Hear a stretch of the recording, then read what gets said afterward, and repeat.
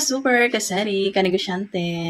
Magandang buhay sa ating lahat. Welcome back again sa ating channel. For today's video, share ko lang to. Itong nasa harapan ko, share ko sa inyo, no? Ito ay isa sa ating mga duties and responsibilities na sa ating mga negosyante, no? So, last week, nagpunta ako ng BIR. Hindi ko pa na-upload yung video, pero nag-reels ako nga. Pumunta ako ng BIR, nag-commute lang ako kasi nga, hindi ko alam yung lugar. Kasi hindi naman ako madalas sa BIR. So ngayon, baka mapapadalas na tayo sa BIR. So itong nasa harapan ko ay mga documents galing sa BIR. Last week ko siyang, pumunta ko last week. At ngayon, ito na. Nagpunta ako last week, no? Grabe. Super init, nag-commute ako, tapos pagdating ko doon, ang haba ng pila. Talaga naman, oo. Hindi nag-move yung pila. Sabi ko parang hindi ko kakayanin to. Yung oras ko, di ba? Kailangan talaga maglaan ka ng oras doon. Dapat maaga pa lang nandun ka na. So, ang ginawa ko ay, syempre sa labas, mayroon naman parang may mga tie-up, no, na pwedeng mag-asikaso, under the table, mga ganun. So, nag-go na ako doon para makauwi na ako at masikaso yung aking tindahan, no? Kasi, pag ako lang mag-asikaso nito, hindi kakayanin ng ating oras dahil napakahaba ng pila, babalik-balik ka doon, at ang daming mga chibarenes, no? So, ito na. Sa madaling sabi, nagpalakad na nga ako at 1 month in the making, ito na ang aking mga papeles. So, dapat today ay pick up ko na dahil sabi nung aking contact ay ready to pick up na. Sabi ko, naku, yung oras ko na naman. So, ang naisip kong bright idea, pinalalamoves ko na lang. Nag-book ako ng lalamove, pinapick up ko doon sa BIR, sa Kawit pa ha, Kawit. Cavite. So, papunta dito, 120. So, ito na, hawak ko na. O, diba? Mabilis talaga ang mga bagay-bagay pag mayroong padulas. Nakakaloka. So, ito yung resibo niya. Yung resibo, akala mo, nagtatapos ka pa dun sa pa-process, no? Na palakad, no? Meron pa, resibo. Ipa-rush daw si resibo. Additional na naman. O, diba? Nakakaloka. Sakit sa loob. Tapos, ito na ang mga documents natin. So, dahil naman kumuha ko nito dahil nga sa ating online shop, no? Yung ating Shopee. At gusto ko na rin mag-register sa Lazada, sa TikTok, sa mga ibang platform. Kasi, pinasok na natin itong mundo ng online seller. So, panindigan na natin, no? At mayroon na tayong documents dito, no? So, ito yung ating columnar notebook. Ayan, oh. Dalawa. Kasi, ang ating Rosia Mini Mart ay pina-register na rin natin. So, marami nagtatanong sa akin, dami nag-PPM, Madam, may BIR ka ba dyan sa tindahan mo? Madam, paano mag-process ng BIR? Madam, magkano binabayaran mo sa BIR quarterly, yearly, ganyan? So, hindi ako makasagot. Dahil po, ang ating Rose Jam Store, Mini Mart, ay hanggang business permit lang. Pero ngayon, ay pina-register ko na rin siya kasabay nitong ating online shop. Kasi, same lugar naman at same pangalan. So, pinagsama na sa isang TIN number. So, ito siya. Ito na. So, kumuha din ako ng DTI. Bago ako pumunta ng BIR, kumuha ako ng DTI para sa online shop natin. Ang kinuha ko ng DTI permit sa ating online shop ay yung pang-national na. Yung talagang nationwide. Dahil nagsiship tayo nationwide, no? So, pang-national na. 2.5 din yun. 2.3 ata yan.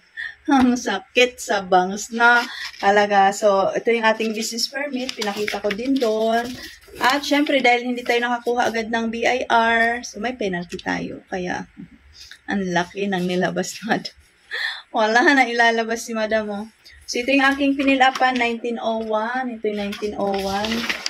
2 copies to. At ito na ang ating Certificate of Registration. 2303. Ito at ang kailangan ni Shopee kasi nangihingi na siya ng Certificate of Registration na online kasi April next month, pag hindi pa ako nag-submit ng Certificate of Registration, bablock ng aking shop sa Shopee. So, hindi na ako makapagbenta. Kaya inasikaso ko na to. Ayan, oh. Pangalan ko, dito sa branch namin. Registration date no March 8. So, ito, Business Information, Trade Name 1. Line of Business, Online Selling. Rose Jam Online Shop.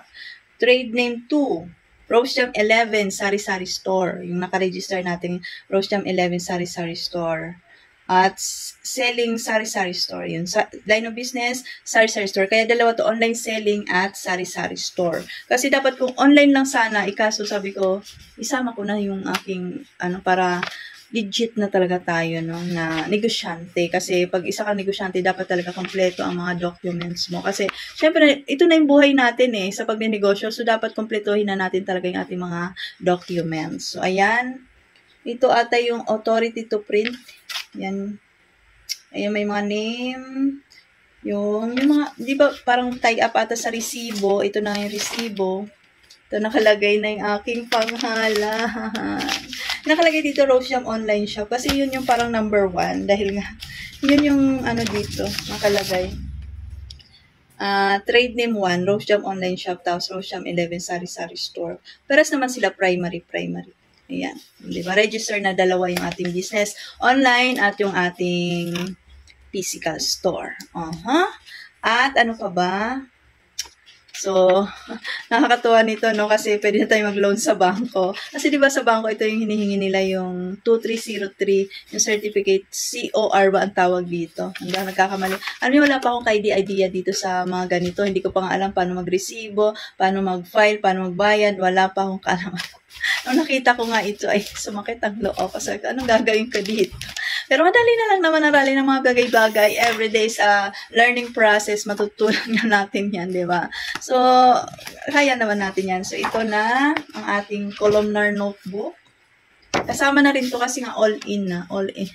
Natanong nyo magkano, madam? Secret. Basta mahal. Daming kyaw. PF yung kung gusto nyo malaman magkano palakad. So, ayan na.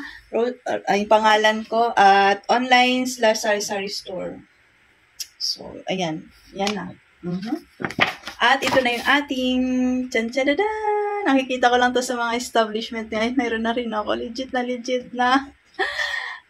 Establishment must issue receipt invoice. Ayan, Ayan. Siyempre, lalagyan natin siguro yung pangalan, ganyan. So, isi-xerox na natin to at para may paskil na din sa ating tindahan, no? Xerox na yung mga papaskil natin. Mga xerox lang ito mga documents natin. Ayan. So, at least natapos na ako dito kahit mabigat sa bulsa pero wala tayong magagawa. Kailangan talaga. So, itong aking DTI sa online shop. No? Masakit talaga sa bulsa magnegosyo. Kasi kailangan talaga itong mga papers na ito. Lalo na ngayon sa online. Pinasok kasi natin itong Shopee na ito, online selling na ito. Kaya, napakuha tuloy tayo ng di oras nito, mga BIR nito. Kasi baka hindi na tayo makapagtinda online. At least yung aking tindahan, mag-visit man galing sa mga munisipyo, sa mga BIR, meron na tayong magpapakita. So, hindi ko pa alam kung paano ang pag-resibo at paano hindi ko pa talaga alam. Turuan nyo ko, guys. So, ibalik ko muna yan dyan at pupunta naman ako ngayon sa BDO para mangutang. Charot. Para mangutang. Sabi ko, meron ako BIR, pautangin nyo, mag-loan ako. Joke lang, no? So, mag-deposit ako para sa ating Gcash at mag-pure gold na rin ako. So, ito muna, itatabi ko muna to at aralin pa natin yan. Siyempre, diba? Siya yun lang yung aking share mga ka-super. At thank you for watching. May katanungan po pa kayo, comment nyo na lang or i-PM nyo sa akin. Okay?